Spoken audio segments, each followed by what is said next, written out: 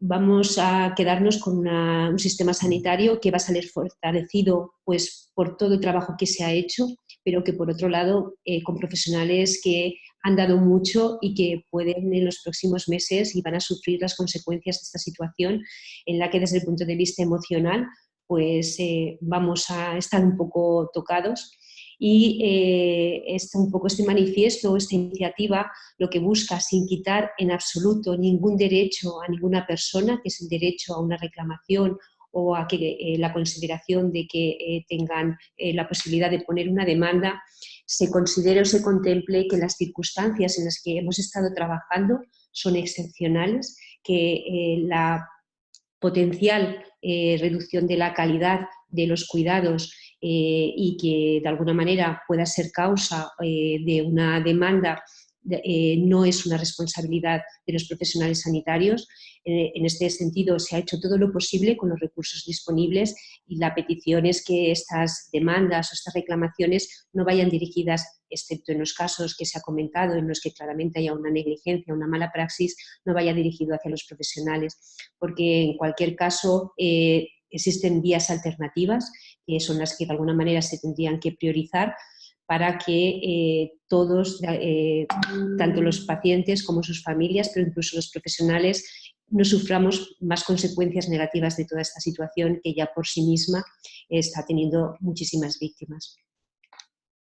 Muchas gracias, Maricruz. Bueno, lo he dicho antes, pero si queréis en cualquier momento podéis ir dejando vuestras preguntas en la sección que tenéis abajo de preguntas y respuestas y luego al final de las ponencias pues los diferentes panelistas pues, podrán responder a aquello que consideréis. Ahora, si os parece, va a hablar Alberto Palomar para explicarnos pues este informe que ha realizado. Alberto, cuando quieras. Bien, buenas tardes, encantado de estar aquí, gracias por invitarme, especialmente amable el día de coincidir con un maestro como Ángel Sánchez Blanco y, en fin, aunque sea por estos nuevos sistemas relacionales que hemos decidido como sociedad, ¿no? Bueno, es cierto que para los juristas este es un momento sin duda también de cambio.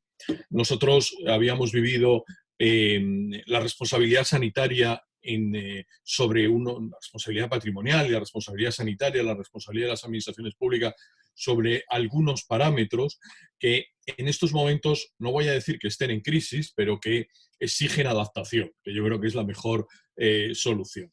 Básicamente, la idea es, estamos ante una situación que no voy a entrar en el debate si se ha podido evitar o no. Yo creo que una epidemia o que una pandemia al final tiene un punto de circunstancia inevitable. Y todo lo que estamos analizando los juristas a partir de ahí es, mire, yo no discuto el hecho, lo que discuto es cuáles son los medios que se han puesto al servicio de la atención. Este es nuestro punto de partida. Por tanto, no discutimos si los españoles tenían derecho a una vacuna porque la vacuna no existía. Es decir, ese punto de inevitabilidad lo mantenemos. Y a partir de ahí, la responsabilidad sanitaria en el ámbito público especialmente ha girado sobre algunos conceptos que en estos momentos, no voy a decir que hacen agua, pero que exigen repensarlo, ¿no? Nosotros, teniendo en cuenta la naturaleza de lo que hablamos, pues cuando la ley en 40-2015 habla del funcionamiento normal o anormal de los servicios públicos y de un daño que uno no tiene el deber de soportar, bueno, cuando hacemos eso, tenemos una gran dificultad. Estamos pensando en un accidente, en un bache de una carretera. Pero claro, eso aplicado a la sanidad tiene un problema. Y ese problema lo hemos resuelto históricamente bajo la idea de la sanidad pública es un servicio de medios. Bien, y ahí estábamos más tranquilos. Es decir, el problema era qué medios somos capaces de poner. Y habíamos llegado a que la Lex Arti, el común de lo que haría un médico en estas circunstancias, es lo que alumbraba el sistema. ¿Dónde tenemos esta dificultad? Que si hoy le preguntamos, y aquí hay algunos a los médicos, cómo se trata un problema de una infección pulmonar, pues todos nos dirían que con un respirador, que con tal, y probablemente es verdad, como decía la doctora, que no sabemos algunas cosas todavía de esta enfermedad, pero digamos, sí tendríamos un acervo común. ¿Cuál es el gran problema del sistema? El gran problema del sistema ha sido en que esos medios, entre comillas, no han estado disponibles. Y no han estado disponibles por un doble orden de cosas. En primer lugar, por la saturación, sin duda, pero en segundo lugar, por algo que a los juristas nos tiene también seriamente preocupados, que es, y si me admiten la expresión, la voy a utilizar, por la improvisación en la presentación de los medios o en conseguir, en allegar los medios suficientes. Miren, si les sirve de algo, en estos momentos yo participaba hace muy poco en una videoconferencia de este mismo estilo y nos planteábamos con los interventores de Hacienda cómo vamos a rescatar los millones que hemos anticipado en China cuando el material lo hemos devuelto por defectuoso, por inexistente. Eso en derecho administrativo, y luego lo puede contar el profesor Sánchez Blanco, es súper complicado. Es decir, nunca hasta ahora habíamos pagado por anticipado, nunca hasta ahora habíamos pagado en el extranjero, nunca hasta ahora habíamos pagado no sabemos a quién, nunca habíamos utilizado intermediarios. Resultado final. Bueno, el resultado final, yo no sé qué percepción tienen, pero un poco la de ciudadano, y no tengo otra, es la de, hombre, no sé si el sistema ha allegado con la suficiente eficacia los medios. Y segunda parte, los haya llegado con eficacia o no, la segunda medida es, en todo caso, han resultado insuficientes. Claro, en esa insuficiencia hemos tomado decisiones. A veces los médicos han priorizado algunos elementos. Allí donde es un criterio médico que podamos contrastar con la Lex Arti, no vamos a tener ninguna dificultad. Allí donde ha habido alguna instrucción, como dicen los periódicos que ha habido en alguna comunidad autónoma, diciendo a quién se prioriza, acabamos de tener un problema. ¿Por qué? Porque inmediatamente acabamos de enfrentar al profesional con su propia necesidad o conveniencia de la obediencia. Oiga, ¿es la edad, y pongo el ejemplo que todos hemos conocido, un elemento decisorio en la prestación de los servicios o es la viabilidad ante medios escasos?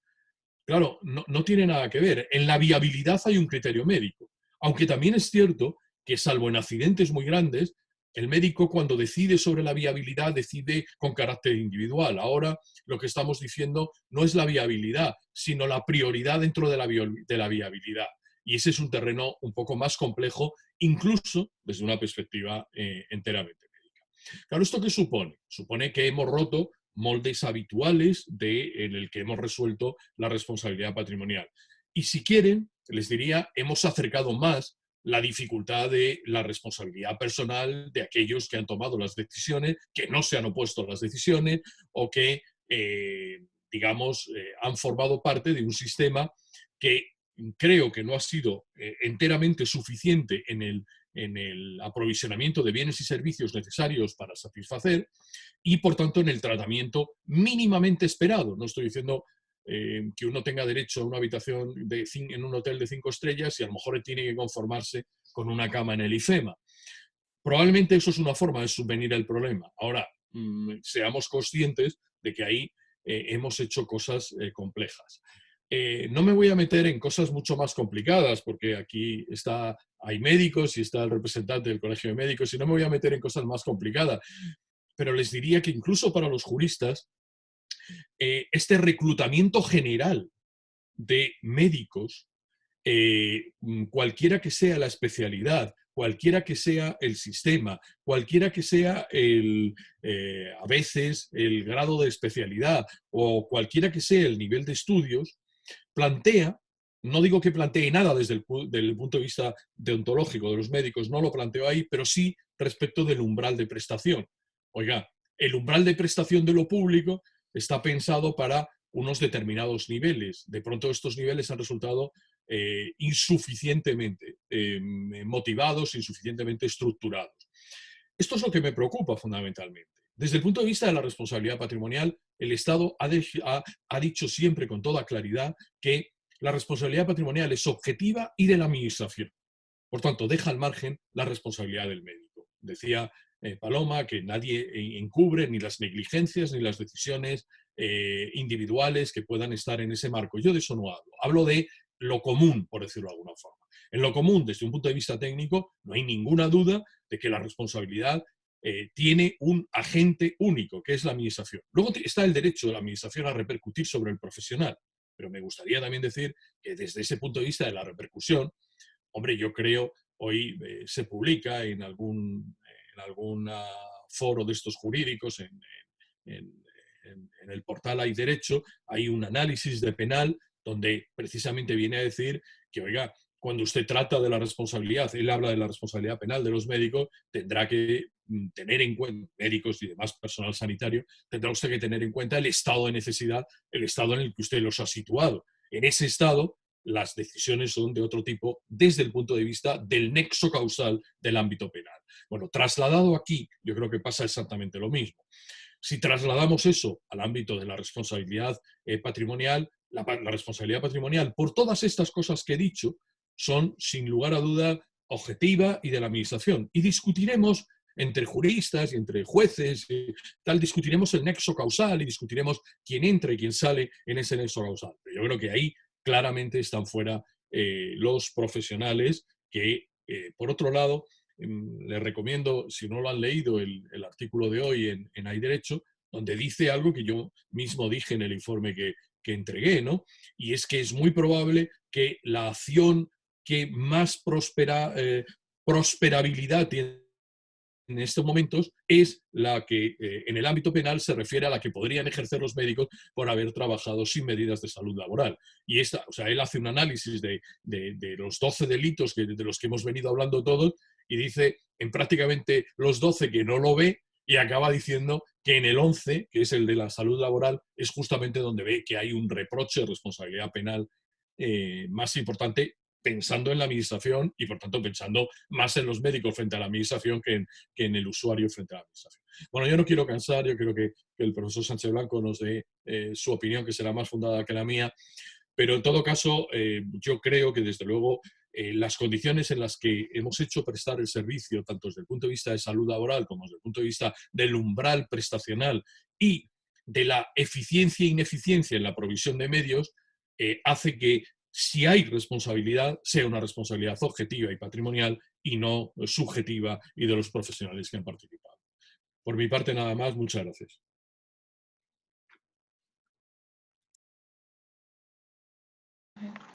Muchas gracias, Alberto. Bueno, pues continuando con Alberto, le damos la palabra a Ángel.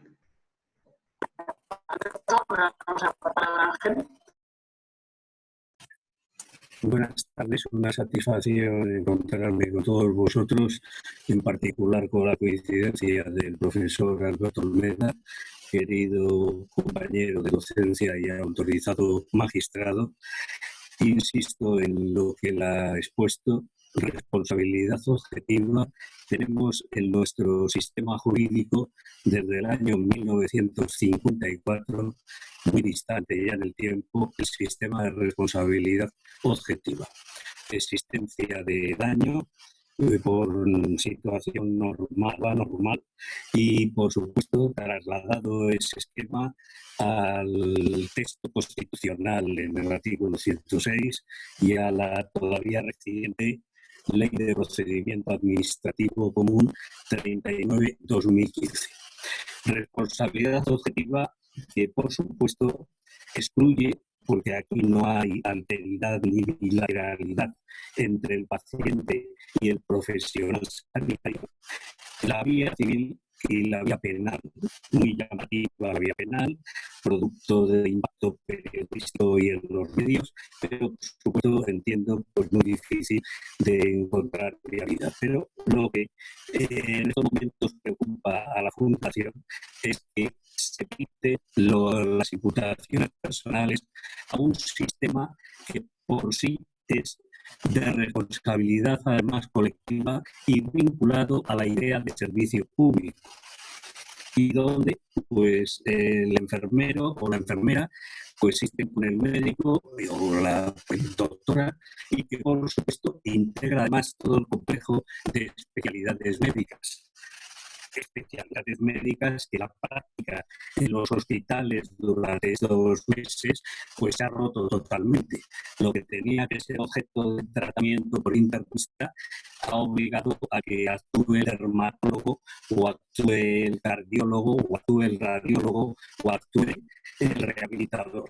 La ruptura de la coherencia del sistema, la superación del concepto de normal funcionamiento del servicio público, y donde la ruptura de la coherencia organizativa y operativa del servicio público ha estado determinada a su vez por el caos en el abastecimiento desde la protección de los facultativos médicos y de todos los responsables de actuación sanitaria hasta la carencia de medicinas elementales en la farmacia de los correspondientes hospitales. Es decir, una situación de anormalidad, una situación que propende al término, ¿no?, desde luego excesivamente llamativo de catástrofe, y que por supuesto pues enmarca dentro de los esquemas de una respuesta objetiva a los problemas jurídicos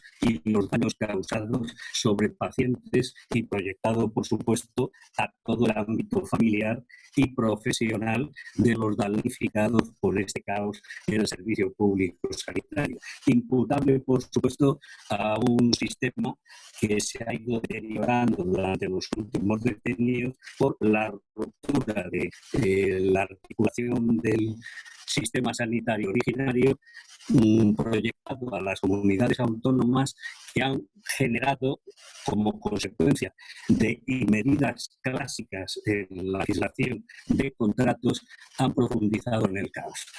España, el Estado español o Reino de España, ha hecho el soberano ridículo o el ridículo soberano ante la comunidad internacional, articulando 18 unidades de compra. Ahí la Administración General del Estado compitiendo con las comunidades autónomas, y como los medios de comunicación han registrado, sin tomar como referencia la embajada de China como producto referencial en los abastecimientos, y donde ha habido las declaraciones de la responsable de comercio de la embajada diciendo que con ella no había contactado nadie. Es decir, me río, ¿verdad?, de la dinámica privatizadora que hemos tenido en el ámbito de los servicios públicos durante los últimos 30 años, porque se ha llegado a consumar el ridículo del Estado soberano español ante la comunidad internacional, actuando 18 unidades de ese teórico Estado en competencia entre sí. Y, por supuesto, incorporando la teoría del caos, la intervención del Ministerio de Sanidad, incorporando a sus almacenes y a su gestión más o menos acertada las adquisiciones de las comunidades autónomas. El famoso retraso de los aviones que no llegaban a Madrid, o la histriónica intervención en Jaén de una producción ordinaria de protección de mascarillas, y considerándola como un éxito de un alto mando de la Guardia Civil que creía que, bueno, que había controlado una situación anormal, cuando era el normal abastecimiento de frente a las actuaciones de fumigación en el ámbito agrario, y que lo llegan a presentar como un éxito policial. Es decir, la teoría del caos aplicada a la gestión pública, que me invita, sin cansarle ya demasiado, a que decir que, bueno, la situación continúa a pesar de los 2 meses que llevamos transcurridos. Se puede, y bueno, los profesionales presentes en esta sesión pueden detectar que dentro del sistema sanitario faltan productos, y ya no digo los profesionales sanitarios que han podido tener el detalle de donar al sector público existencias y que a los 2 meses se encuentran con que no han podido retomar existencias. He tenido una conversación hace unas horas con una prestigiosa dentista o ortodoncista y, por supuesto, su problema era el que carecía de lo que previamente había dado. Se trata en concreto de donación a comunidad autónoma en el País Vasco, donde no ha podido tener reposición y tiene su consulta condicionada por este operativo. En fin, la descripción pues podría proyectarse. Yo no quiero sencillamente cansarles más. Sí, una cosa que esta, no sé si consideran ustedes dramática descripción que hago, la considero dramática, consideremos miles de afectados, no es cuestión ya de concretar en qué nivel de décima de millar nos encontramos, pero me van a permitir que, ya que he hablado del País Vasco, me acuerde de un texto legal que es la Ley de Víctimas del Terrorismo, donde le costó al Estado mucho, tuvo que llegar el año 11 para reconocer la responsabilidad que el Estado tenía que asumir por el fallo dramático, lamentable, también en algunos aspectos ridículo y patético. Recuerden la dinámica del terrorismo de Estado que reconoció la Ley de Víctimas del Terrorismo. Yo creo que eludiendo en un primer paso la huida para obtener y evitar el que en último extremo el personal sanitario sea hostigado en la vía civil o en la vía penal, con el buen criterio de la Fundación de reconducir esto a su lugar natural jurídico, que es responsabilidad patrimonial del Estado, que se diera el paso por parte de nuestras Cortes Generales y de todos los grupos políticos de reconocer que el Estado tiene que responder y seguir evitando el caos que se produzca en el ámbito particularmente judicial si se polarizan el conjunto de demandas que se puedan dar en todos los ámbitos jurisdiccionales y donde, por supuesto, si el Estado tiene alguna capacidad de organización, si las Cortes tienen alguna capacidad de respuesta a la situación actual, debiera de plantearse el tema de publificar la respuesta, de gestionar política y administrativamente la respuesta para ordenar lo que va a ser un impacto sobre el Poder Judicial tremendo, pues como consecuencia de los daños producidos por la pandemia y la ineficacia del Estado soberano español en la articulación de una respuesta coherente, donde el relato del día a día deja ver improvisación continua en lo que es la raíz de la degeneración del servicio público, llevando a una dinámica de deterioro de la que no tiene la culpa, por supuesto, el sector privado, que ha sido en el sector privado sanitario un coadyuvante para neutralizar en la medida de lo posible la caótica situación generada en el sistema público sanitario, donde la responsabilidad es objetiva de una mala gestión pública y donde, por supuesto, pues hay que dar el aplauso jurídico telemático a toda la profesión sanitaria y a todo el conjunto de profesionales que han tenido que responder en una actitud heroica. Parece mentira que no haya habido ni la más mínima respuesta al regreso a casa de los profesionales sanitarios que en muchos casos se han tenido que realojar en hostelería, pues como consecuencia del fallo lamentable, objetivo y evaluable de que no se les ha garantizado ni la posibilidad de retorno al punto de partida familiar donde salían pues para prestar su función de servicio público. Nada más. Y dispuesto estoy a aclarar lo que pues he expuesto acaloradamente, porque entiendo que la situación es dramática y requiere cordiales respuestas, que espero que la cordialidad se transforme en racionalidad en el ámbito de las Cortes Generales, en el ámbito del Gobierno de la Nación y en el ámbito de los gobiernos autonómicos. Todos tienen parte de culpa en esta estructura caótica que estamos viviendo en estos momentos y que parece que puede proyectarse hasta por lo menos finales de junio. Muchas gracias, Ángel. Si os parece, ahora pasamos con los decanos de los colegios profesionales que nos acompañan para que nos expliquen brevemente pues, un poco la postura de su profesión, de sus colegiados. Damos paso a Miguel Ángel Sánchez, el decano del Colegio de Médicos de la Comunidad de Madrid. Cuando quieras, Miguel Ángel. Gracias, buenas tardes a todos. Preguntaba antes por privado sobre el número de ponentes y el perfil para intentar ser lo más fácil, lo más cercano a la hora de explicarnos. Gracias a la ciudadanía y gracias a todos los ponentes por las palabras de apoyo hacia la profesión, a las profesiones que representamos. Rechazamos determinados calificativos porque a lo que apelamos es a nuestra profesión y a nuestra profesionalidad y, por supuesto, a nuestra vocación. Ya es conocido que no hemos tardado ningún minuto en tomar la decisión de incorporarnos de una manera más o menos intensiva a cada uno de nuestros puestos de trabajo para estar echando las horas que hiciesen falta para paliar esto.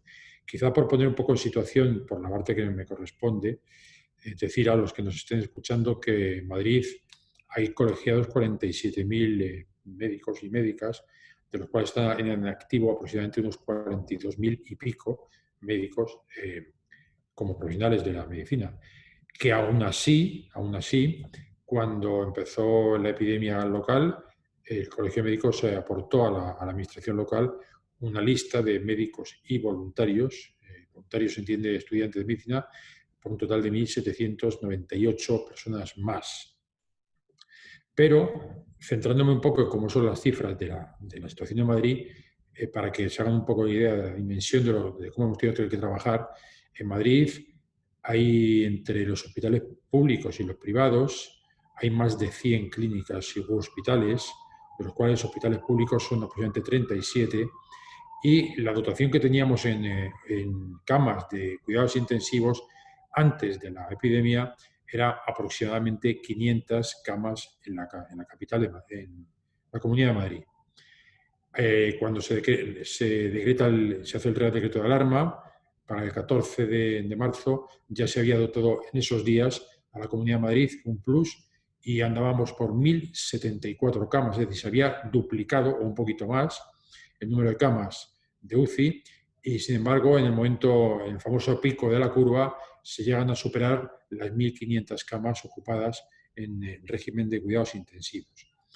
Una cama, para quien conozca un hospital y para quien haya tenido la desagradable experiencia, o la mala suerte de tener que estar hospitalizado, habrá visto que las camas de hospitales son atendidas por médicos, enfermeras, auxiliares, etcétera, etcétera, y que un médico puede llevar un número determinado de camas. En las camas de cuidados intensivos, ese ratio es muy inferior, hay muchos más médicos por cada una de esas camas. Por tanto, el hecho de que hubiese que triplicar las camas de cuidados intensivos exigía una dotación muchísimo mayor de personal altamente cualificado o muy específico para ese tipo de camas.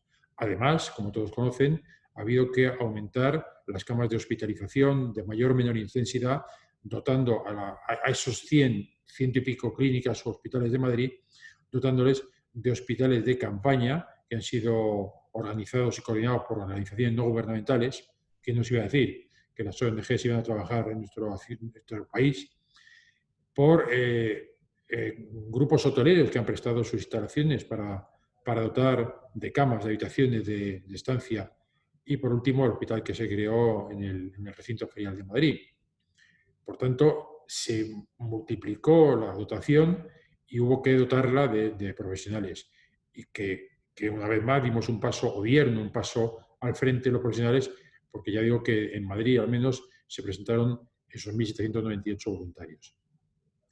Además, tienen que contemplar que no solo estábamos tratando a pacientes, ciudadanos, como siempre hemos hecho, sino que además estábamos tratando también a compañeros y a compañeras que estaban ingresados en esos mismos hospitales, puesto que el porcentaje de infectados era incluso mayor que de la propia población. Entonces, tienen que entender el plus de emotividad que conlleva estar tratando, el estar intentando evitar que se nos vaya ese paciente, cuando además puede ser un compañero o un amigo con el que hemos trabajado durante muchos años y al que conocemos desde hace mucho tiempo.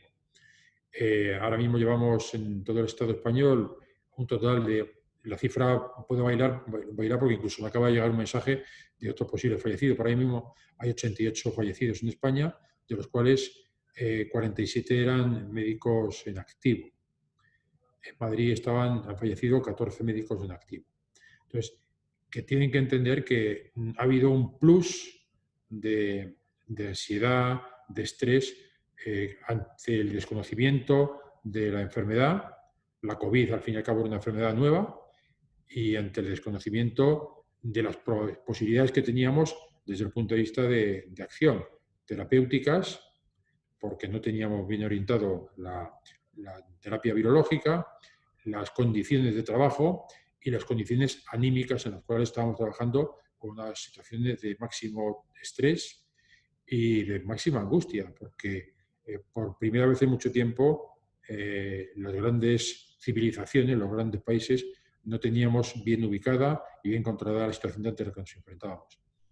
Por tanto, que eso no se debe olvidar nunca, y que obviamente, si, como decía al principio, tenemos un porcentaje de vocación y profesionalidad importante, que en este caso ha habido que echar mano a situaciones y a ese porcentaje de profesionalidad y de vocación, echar mano a toda la energía que teníamos.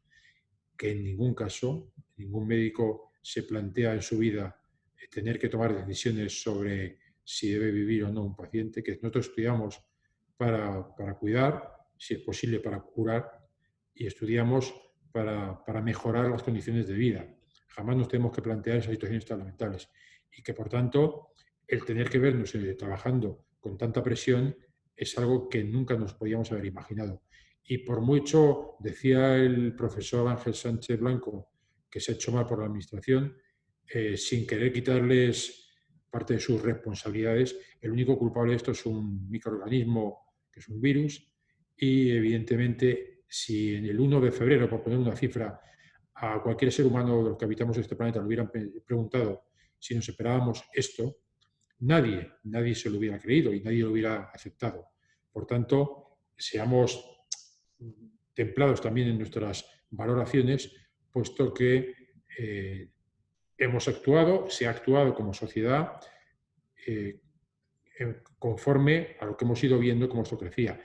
Ahora mismo en estos días se está debatiendo el pase a una situación de más relajo o de mayor permisividad desde el punto de vista social, y sin embargo, si comparásemos las cifras de ingresados, hospitalizados en UCIs o incluso fallecidos, veríamos que estamos todavía bastante peor que el día que se hizo el decreto, creo que es el 463, ¿no? O sea que todavía estamos peor que en ese momento, y estamos ya hablando de empezar a tomar unas medidas un poquito menos duras. Por tanto, tenemos que ser conscientes de que la situación no estamos al final, sino que es probable que estemos al principio de un nuevo estatus como especie, y que los profesionales muchos profesionales de muchas profesiones han tenido que echar el resto de su capacidad, igual que han echado los ciudadanos a la hora de soportar, aguantar y ser bastante respetuosos con las decisiones de las administraciones, aun a sabiendas de que en muchos casos se daban palos de ciego por el desconocimiento en todos los aspectos de la situación. Entonces, intentar que seamos comprensivos con nosotros, que muy pocos seres humanos pretendían hacer daño, que muy pocos seres humanos pensaban o tratarían que esto no les saliese lo mejor que ellos fueran capaces, y que por tanto nadie, o muy pocas cabezas o muy pocas mentes, puede haber habido ninguna intencionalidad de haber arreglado esto, sobre todo porque por primera vez en mucho tiempo nos hemos enfrentado a un enemigo común que no era provocado estrictamente por nuestros comportamientos. No era una cuestión bélica, no era un conflicto entre países, no era un conflicto de inmigración o ni siquiera era un conflicto económico creado por nosotros. Ahí es lo que tenemos que entender y que tenemos que ser conscientes de, como ya vienen avisando muchos años ya, ecólogos, científicos, microbiólogos, infectólogos, esto puede ser el principio de una nueva era. Ya se habla de cambiar hasta el nombre, o ya lo han cambiado algunos, pues esto puede ser el principio y no el final. Y bueno, pues nada más. Pues Miguel Ángel, ahora si os parece, Fernando, nos hablas un poco también de la labor tan importante que tienen que realizar, sobre todo en esta fase, los psicólogos.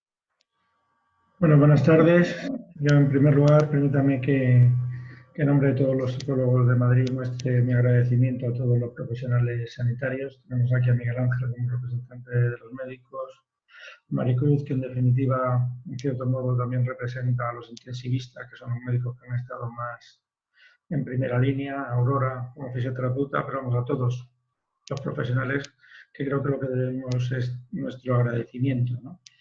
Yo no voy a extenderme ni mucho menos en los argumentos jurídicos que también han expuesto tanto Alberto como Ángel, que apoyan esta iniciativa, ¿no? Voy a argumentar un poco los argumentos humanos, que es lo que quizás nos corresponde más. Por eso, cuando nos llegó este manifiesto, pues sin duda la Unión Interprofesional de la Comunidad de Madrid, pues por unanimidad, por supuesto, lo adoptó como suyo y lo apoyó.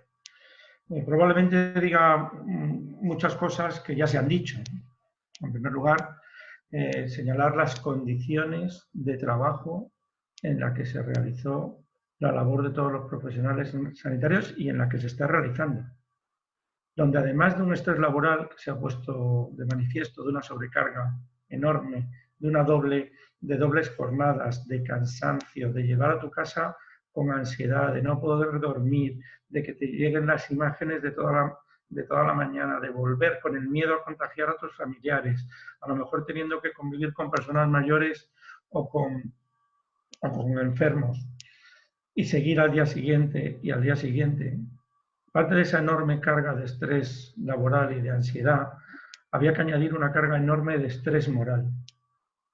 A todos nos gustaría contar con los medios disponibles, a todos nos gustaría tomar decisiones con pausa y con calma y en momentos, incluso en los momentos difíciles, pero esto muchas veces no es así. Muchos profesionales sanitarios tenían que tomar decisiones que moralmente les suponían un conflicto enorme. Y no es porque quisieran, es porque no tenían más remedio que tomarlo, porque no tenían otra alternativa. No fue una opción suya, una opción de las condiciones, tanto de la enfermedad como de la escasez de medios materiales de las que disponían. Como muy bien ha dicho Maricruz antes, eso está provocando, pues tanto en primer lugar en los profesionales sanitarios, un efectos físicos. Se ha señalado que no sé si es el 20% de los contagios están en personal sanitario. Casi duplica la cifra del resto de los países. Que ellos han sido las primeras o una de las primeras víctimas de esta pandemia. Y luego los efectos psicológicos. Efectos psicológicos que lógicamente ahora mismo se transforman básicamente en problemas de ansiedad, pero que a medio plazo se van a repercutir sobre todo en temas pues, de depresión o posibles efectos de estrés postraumático. Ya estamos viendo algunos casos. Yo aquí haría un llamamiento desde luego también a la Administración para que ponga a disposición de todos los profesionales sanitarios los recursos psicológicos para poder prevenir estas posibles repercusiones. Que además, cuando digo poner de manifiesto, me refiero a acercárselo a los lugares donde están trabajando, ¿no? Porque si se lo ponemos difícil, si tienen que llamar al teléfono o desplazarse de su lugar de trabajo, va a ser más difícil que puedan acudir a ellos, pero si lo tienen cerca de su lugar de trabajo, lo van a tener mucho más fácil. Yo solo quiero decir que a lo largo del mes de abril En el teléfono que tenía gratuito, que tenía el Colegio Oficial de la Psicología de Madrid, se recibieron más de 10.000 llamadas. Y en concreto, en el programa que tenemos específicamente de apoyo psicológico gratuito para los profesionales sanitarios, se han atendido ya más de 150 casos, la mayoría procedente de hospitales públicos de la comunidad, ¿no? Por tanto, yo creo que el apoyar este manifiesto es una obligación moral, ¿no? Porque en cierto modo denunciar a un profesional sanitario entraría dentro de un proceso que los psicólogos sociales y los sociólogos llamamos culpar a la víctima. Estaríamos culpando o responsabilizando a las personas que realmente son víctimas de toda esta situación. Y simplemente terminar con una frase, ¿no? No se puede exigir nada al que lo ha dado todo.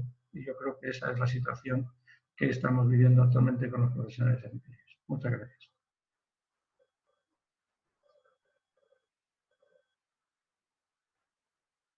Muchas gracias, Fernando. Toda la razón. Bueno, pues ya para terminar estas intervenciones, le damos la palabra a Aurora Araujo, decana del Colegio de Fisioterapeutas de la Comunidad de Madrid, para que nos cuenten también su experiencia. Aurora, cuando quieras. Hola, muy buenas tardes.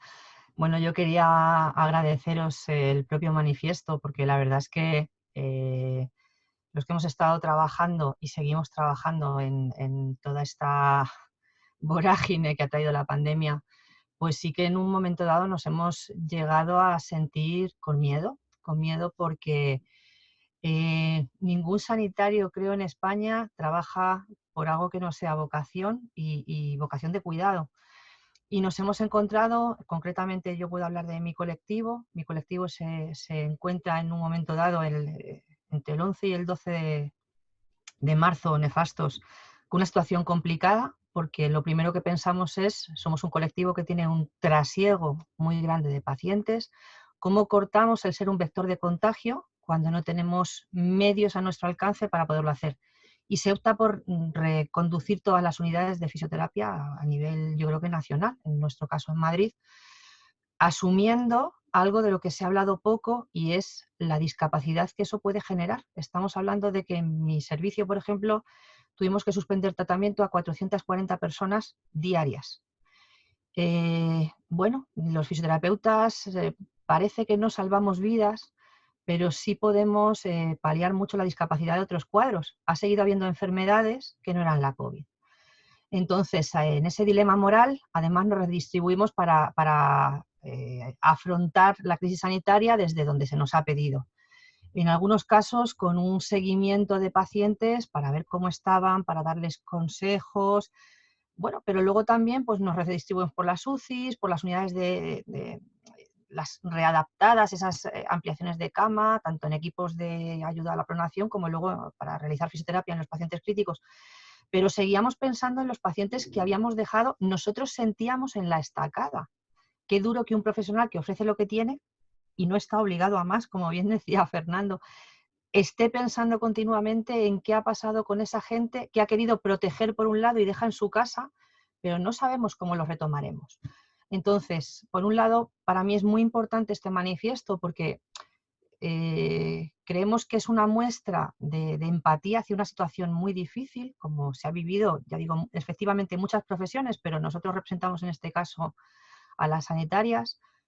Supuso una enorme satisfacción ver el apoyo de la unión de los colegios profesionales que bueno, pues, han demostrado siempre entendernos desde esta realidad. Y luego hay algo de lo que también se habla poco. Ha seguido habiendo otras enfermedades y ahora tenemos que retomar, en cierto modo, tenemos que aprender a vivir con la COVID, pero tenemos que volver a tomar a gente a la que dejamos en una situación de enfermedad, de patología, y vamos a necesitar un apoyo de la administración. Entonces, también sería muy duro, por eso es tan de agradecer algo como lo que se está haciendo hoy, que es, tenemos que volver a recuperar a la población, tenemos que volverla a atender. Los oncólogos no creo que lo tengan, por ejemplo, fácil, muchas especialidades médicas, porque son pacientes que nos necesitan y estamos agotados. Entonces, necesitamos este apoyo por un lado, porque el miedo a Y si ahora alguien denunciara porque considera que se le ha dejado, entre comillas, abandonado, y es la sensación de muchos sanitarios, sabiendo que no es verdad, no hemos abandonado a nadie, pero hemos tenido que priorizar. Hay hospitales que se han convertido prácticamente en monográficos de COVID. Se ha destinado mucho recurso humano a salvar esas vidas, pero es que tenemos más vidas ahora entre manos, más funcionalidad. Y bueno, luego siempre se lanza esa petición a la administración de que recuerden que no vamos a poder con todo si no se nos ayuda. Entonces necesitamos prácticamente a la sociedad apoyando a esos sanitarios. Yo personalmente sí agradezco los aplausos de las 8, pero porque siento que se valora lo que se ha hecho y también se pide a la población que se valore lo que se va a seguir haciendo en unas condiciones francamente de fatiga física, emocional, lo que comentaba Fernando. Realmente, por suerte, donde yo trabajo nos están ofreciendo este tipo de apoyo porque realmente la gente está absolutamente agotada. Entonces, creo que los profesionales sanitarios lo único que queremos y hemos pedido desde el primer momento es que nos dejen hacer nuestro trabajo. Ya hemos demostrado que lo podíamos hacer hasta en malas condiciones, que nos ayuden a hacerlo en condiciones mejores y sobre todo que no se nos abandone ahora que parece que esto se va tranquilizando, porque realmente lo que menos necesitaríamos sería eso, es una avalancha de petición de responsabilidades que en ningún momento creo que merezcamos tener que afrontar, porque lo hemos hecho creo que mucho mejor incluso de lo que ya se podía esperar del excelente nivel de los sanitarios españoles. Nada, yo tengo poco que añadir. Muchas gracias.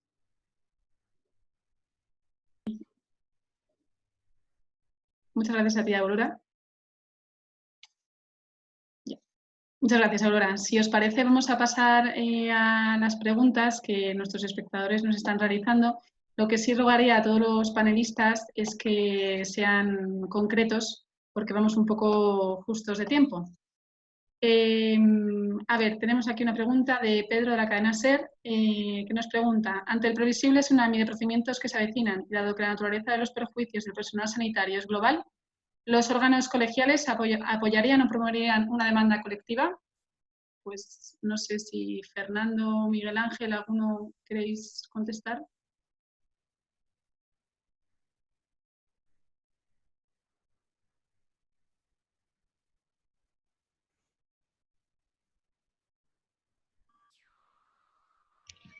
Bueno, yo no sé si soy la persona más adecuada para contestar la pregunta porque digamos que no creo que las demandas vayan directamente hacia, vamos, que hayamos sido los más afectados los psicólogos, pero bueno, habría que ver, yo creo que habría que analizar la demanda concreta y las circunstancias concretas. Yo ahora no soy capaz de contestar de una manera clara a esa pregunta, ¿no? Habría que analizarla, verla, pasarlo a nuestros juristas y ver si efectivamente tiene sentido que la organización colegial apoye esa demanda. Miguel Ángel. Bueno, si he entendido bien la pregunta, en caso de que hubiese una demanda colectiva contra nosotros, una colectiva... No contra vosotros, sino contra el gobierno, o sea, por responsabilidad, o contra las instancias. O sea, ¿os personaríais? Nosotros, evidentemente, nuestra función es reguladora de la profesión. No tenemos un posicionamiento claro en esa manera. Habría que hacer un análisis. Que incluso en mi intervención anterior he dicho que tratásemos de ser moderadamente comprensivos con la situación. Hemos sido uno de los países ricos del mundo que nos hemos encontrado con los millones de dinero, pero sin ser capaces de dónde poder comprar. Hemos entendido lo que era el término que hemos utilizado durante muchos años de engañar a alguien como un chino, es algo así como que crees que tú le estás engañando, pero no es real. Entonces, evidentemente, desde el colectivo, nuestro colectivo y en concreto de la organización médica colegial, sí que hay ya una predisposición a estar alerta para personarnos contra situaciones que son muy puntuales. Pero como ha dicho muy bien Fernando, habrá que estudiar cada cosa de una manera muy... porque evidentemente entendemos, queremos ver que habrá habido una responsabilidad, pero eso no sabemos desde el punto de vista jurídico, tiene connotaciones como de penales, etcétera, etcétera. Entonces, vamos a ser cautelosos, porque bastante bastante preocupante es cuando estamos saliendo o medio saliendo de una situación aguda, que no final, que tengamos que estar pensando ahora en este tipo de secuelas que no son estrictamente relacionadas con la propia enfermedad. Muy bien, pues si os parece, tenemos otra pregunta de nuestros espectadores. Creo que está para Ángel Sánchez. ¿Cómo se podía centralizar la gestión de sanidad al Estado automáticamente cuando la gestión de la sanidad en España está descentralizada en cada una de las comunidades autónomas? Y por ende es posible que el caso de responsabilidad sea solo del Gobierno y no de las comunidades autónomas.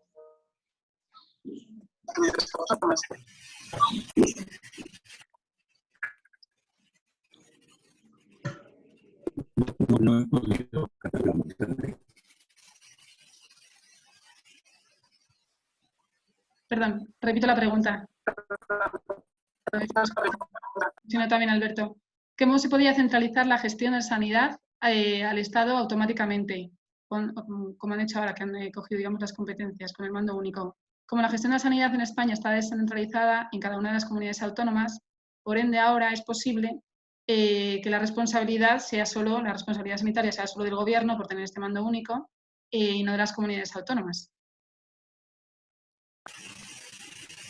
Bueno, yo, si queréis, lo hago muy rápidamente diciendo que forma parte de lo que se ha establecido en el decreto de alarma. Y era una de las posibilidades que establecía el decreto de alarma. Pero igual que era una posibilidad a la contraria, que es no haber centralizado, salvo algunos aspectos. Es decir, ha formado parte de la decisión de la gestión de la alarma. Que es lo que decía antes, que es lo que nosotros estamos analizando. Es decir, oiga, no es el problema, sino las decisiones tomadas. Entonces, ¿cómo? Porque la ley de alarma lo permite. Ahora, ¿es acertado, racional? ¿Tenemos mecanismos de cooperación, coordinación, conocimiento, información estatal para manejar una administración descentralizada con un mando único centralizado? Eso es lo difícil. Y yo creo que lo decía antes Ángel muy claramente, el problema es de los términos en los que se produce la gestión pública. Ese es el gran problema. Ángel, no sé si quieres añadir algo. Es un problema de reordenación de la descentralización, ¿no? Que está claro que se ha descentralizado, el sistema nacional de salud se ha roto y ahora surge la figura del mando único. El mando único que está generando situaciones positivas como es la intervención directa de productos sanitarios a las comunidades autónomas y la centralización de distribución. El propio presidente del gobierno decía hace unos días que hacía falta un proyecto de ley para resolver estas cosas. Bueno, yo creo que estas cosas están resueltas si se sigue los buenos criterios doctrinales que han configurando el propio Tribunal Constitucional de sentencias sobre conflictos en estas situaciones. Sería cuestión de recuperar esa doctrina jurídica y, por supuesto, reorientar a la práctica de gestión desde una lealtad que muchas veces falta, por estar pensando en testimonios y referencias electorales, en muchos casos, tanto gobiernos autonómicos como el gobierno central, y por supuesto lealtad entre las instituciones y lealtad a los ciudadanos y a los profesionales, como en este caso, que tutela nuestra salud. Muchas gracias, Ángel. Ahora tenemos una pregunta dirigida al decano de los médicos por uno de nuestros espectadores. Nos comenta que recientemente ha visto la revista Economies and Juris unas declaraciones del decano del Colegio de Abogados de Madrid, José María Alonso, en las que manifestaba que lamentablemente el Gobierno no había consultado a los representantes de la abogacía sobre la idoneidad de la normativa jurídica promulgada en relación al tema del coronavirus. ¿El Gobierno en algún momento ha consultado al Colegio de Médicos sobre la oportunidad de las medidas que ha ido adoptando, de todo lo que ha adoptado? Esta pregunta, como nos indicaba este espectador, se dirige al decano del Colegio de Médicos. Ángel. O sea, Miguel Ángel, perdón. Bueno, existe un tándem de relaciones. El Ministerio, el Gobierno, se relaciona con la Organización Médica Colegial, que es la entidad que engloba a todos los colegios profesionales, y el Colegio de Médicos de cada una de las provincias se relaciona con su gobierno autonómico. Entonces, el caso del Colegio de Médicos de Madrid tiene relación, tiene competencia con el entorno de la Comunidad de Madrid, y sí me consta que la entidad que engloba a todos los colegios, la Organización Médica Colegial, ha tenido un diálogo más o menos fluido con la Administración Central. Pero siendo un poquito más concreto a la pregunta que hace, sí que nos hubiera gustado, en general, a toda la profesión médica, que hubiesen contado más con la experiencia, con la opinión de los técnicos, en este caso los médicos, que hemos sido tantas veces bien valorados por la ciudadanía, y que en este caso quizá no hayamos tenido tanto peso a la hora de participar en las decisiones. Han pesado más las decisiones de tipo político que las decisiones de tipo técnico. Y eso ha hecho que ese miedo, esa inseguridad generada por lo desconocido, se haya tomado más en base a esos criterios más de administración, políticos, etcétera, que los propios criterios técnicos. Desde el propio Colegio de Médicos de Madrid hemos muchas veces apelado a recurrir a la consultoría de las organizaciones no gubernamentales expertas en afrontar situaciones de epidemia, y que en este caso eran las que tenían una mejor predisposición básica para haber sido las que pudiesen coordinar mejor los mecanismos de respuesta. Y dentro de eso, pues imagínense, dentro de los 200 y pico mil médicos que hay en el país, o en el caso de la Comunidad de Madrid, como decía al principio, los más de 42.000 médicos que hay en activo, y que en muchos casos hemos tenido que recurrir a protocolos locales, a protocolos en nuestros respectivos ámbitos laborales, más que protocolos generalizados, que era lo que estábamos en todos los momentos esperando que viniese de una manera más reglada desde la parte más alta de la administración.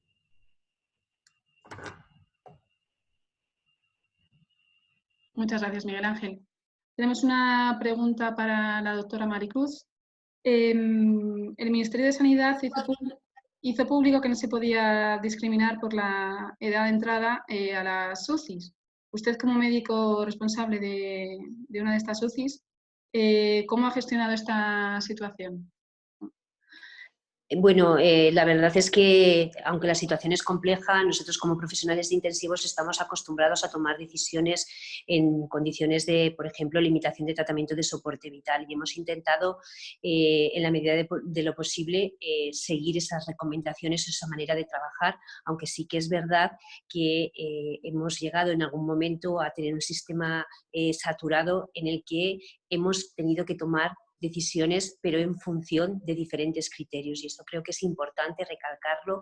La edad es un criterio y que junto con la edad está asociado muchas veces a enfermedades y a comorbilidad que afecta al pronóstico, pero en la medida de lo posible, y además en una situación que no siempre, como se ha comentado también antes, es la habitual, en la que puedes tomar decisiones de una forma más reposada, se ha valorado cada paciente de forma individual, teniendo en cuenta la gravedad de esta enfermedad y el pronóstico y lo que podríamos esperar, las posibilidades de recuperación de los pacientes. Y se ha intentado ofrecer a todos los pacientes los mejores cuidados en función de este pronóstico y de la disponibilidad de recursos.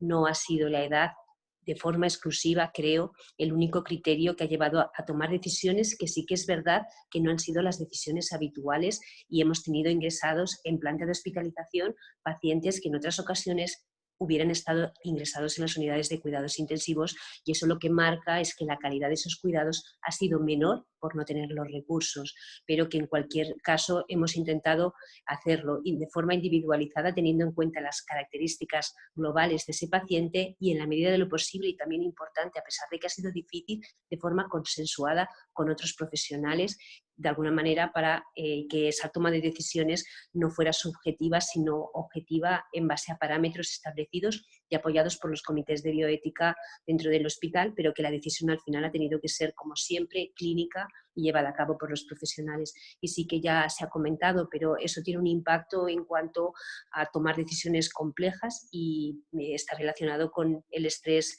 moral que seguramente ha sido parte, formado parte pues, de nuestro día a día en esta situación.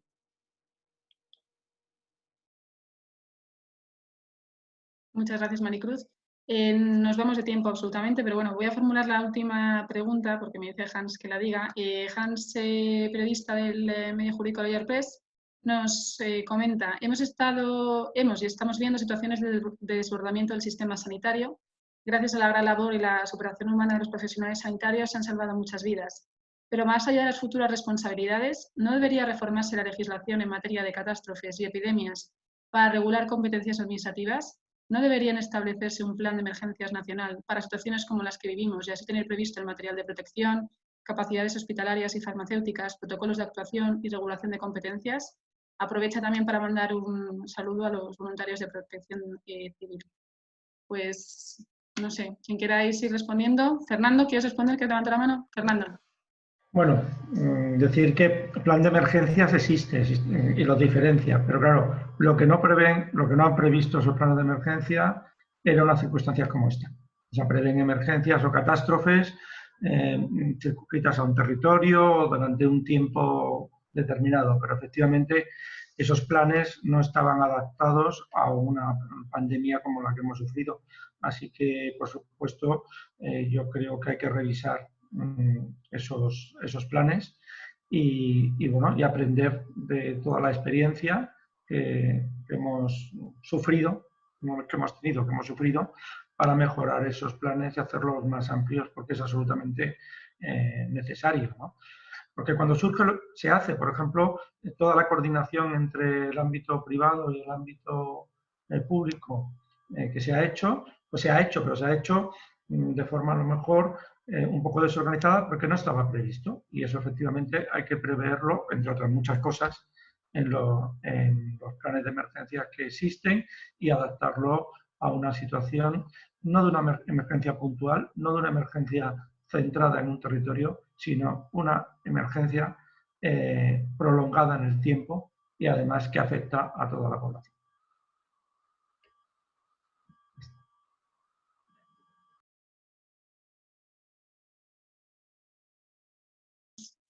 No sé si alguno más, Alberto o Ángel, jurídicamente queréis decir. Bueno, Miguel Ángel, que levanta la mano, perdón. Decano de los... Sí, yo iba a decir una respuesta que era un rotundamente sí, pero no solo en el ámbito sanitario, sino que esa previsión tiene que estar mucho más abierta con otras miras. Tiene que ser en el ámbito sociosanitario. La sociedad actual y la que vivimos nosotros los españoles tiene un porcentaje de dependencia alta porque la pirámide poblacional ha cambiado en el último siglo. Y lo hemos visto en las cifras tan aterradoras que hemos vivido en cuanto al grado de fallecimientos en personas mayores.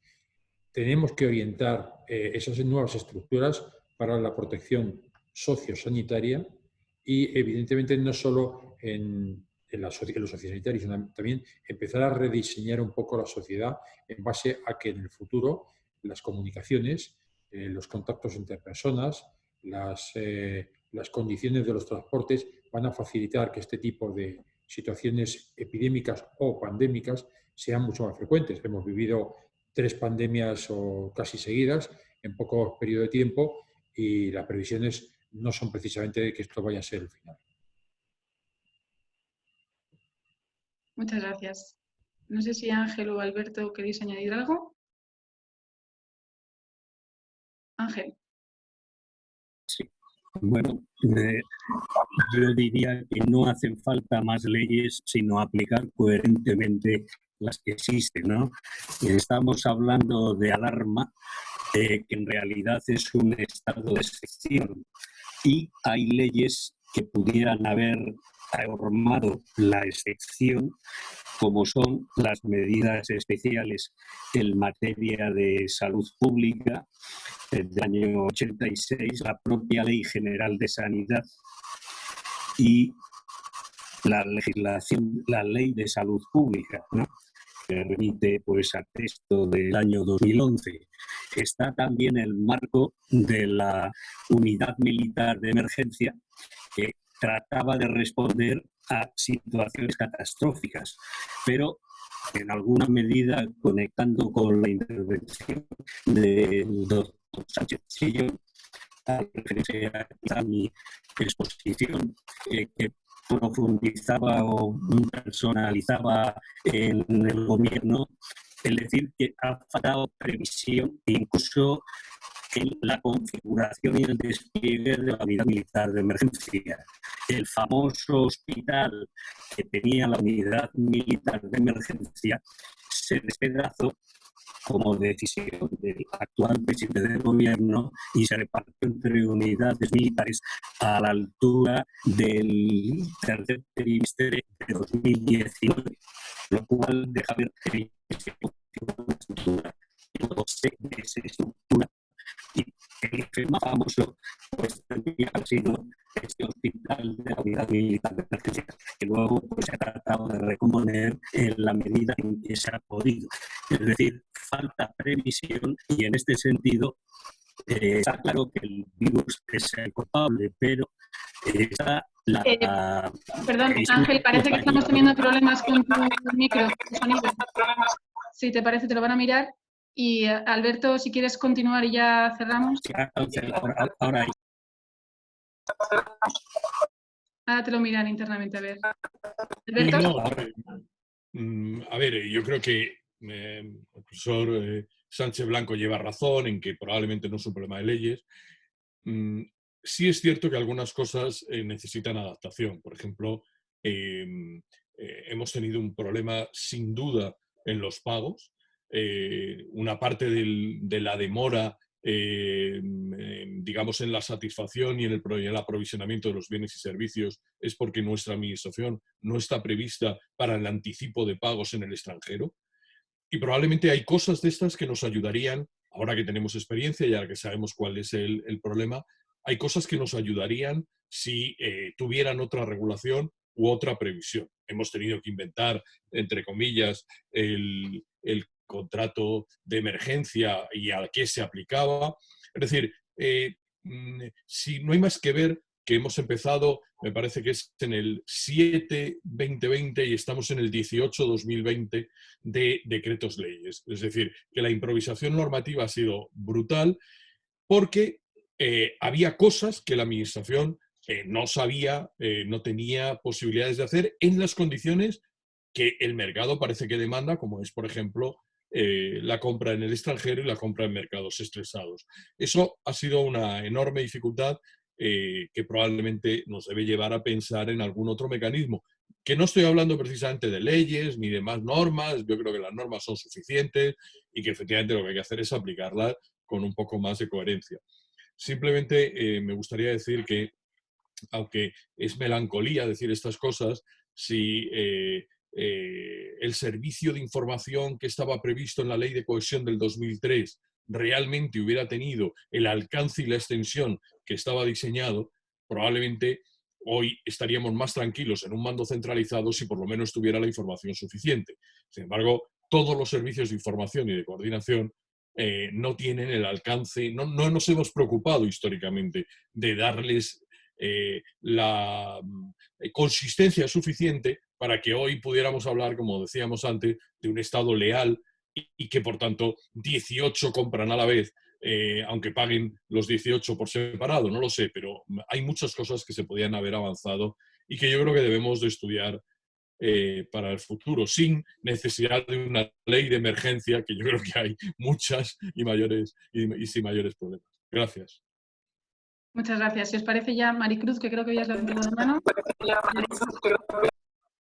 Terminas. lo que quería comentar es que documentos y leyes creo que tenemos muchos planes de contingencia, tanto a nivel de grandes catástrofes como incluso a nivel hospitalario, pero son planes teóricos que no ponemos en práctica y no nos los creemos. Y creo que aquí hay algo que hemos de cambiar, esos planes se tienen que entrenar, tenemos que ponernos en las peores situaciones y eso son lo que hacen las organizaciones de alta fiabilidad, que están preparados, que se anticipan a lo que ocurre a través de diferentes herramientas y que realmente entrenan esos planes, no los ponen en marcha en una situación un poco caótica y en el último momento. Creo que de aquí lo que hay que aprender, entre muchas otras cosas que seguro que sacaremos de los análisis que se hagan a posteriori, es que los planes de contingencia deben existir para estar preparados y que no son documentos que queden escritos en un cajón y que luego los tengamos que sacar corriendo y que esos recursos realmente no los tengamos, esos recursos que hemos decidido que deben estar para cubrir estas situaciones. Muchas gracias y también quiero agradecer el apoyo otra vez de todas las instituciones que en estos momentos pues creo que es toda la sociedad que se está volcando para dar respuesta a esta situación emergente, pero especialmente a los profesionales sanitarios por su trabajo y bueno, por el orgullo de formar parte de esta profesión. Gracias, Maricruz. Bueno, pues es posible un dato.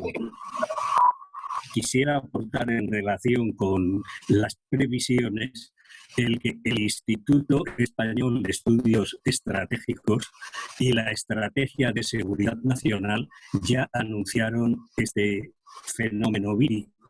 Lo que pasa es que parece que el ejército era una referencia prescindible hasta no hace mucho, hasta que se reparó junto a la sanidad en la importancia del ejército y cuerpos y fuerzas de seguridad.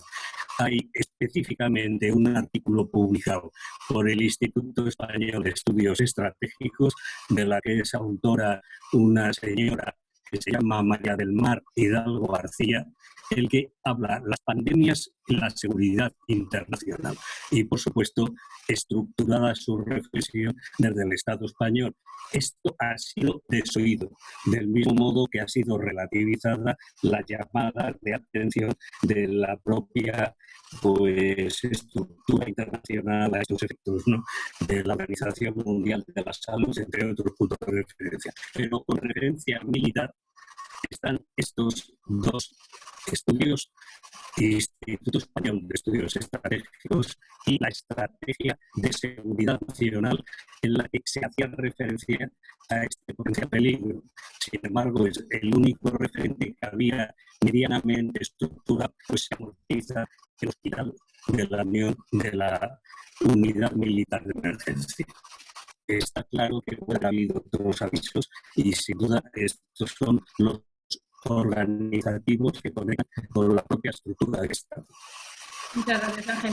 Pues muchísimas gracias a todos nuestros panelistas por estar aquí hoy, por habernos expuesto también sus posturas, su posición, por este apoyo que hay por parte de los diferentes colectivos y profesionales, jurídicos, económicos, sociales, a este manifiesto, que en definitiva es una cosa muy simple.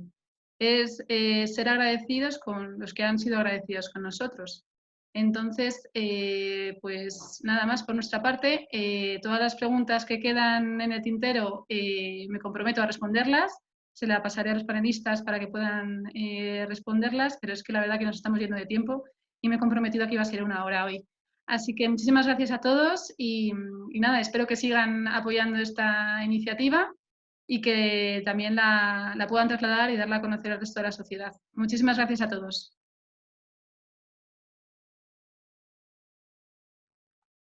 Muchísimas gracias a vosotros. Y adelante con vuestros objetivos, que son los objetivos de todos. Gracias, Ángel. Muy bien, pues nada, encantado. Gracias. Muchas gracias. Saludos Adiós a todos. Ángel Sánchez ya me he descargado el documento. Buenas tardes, adiós Aurora, adiós Miguel Ángel. Adiós. Adiós a todos. Adiós Paloma, adiós. Adiós Ángel.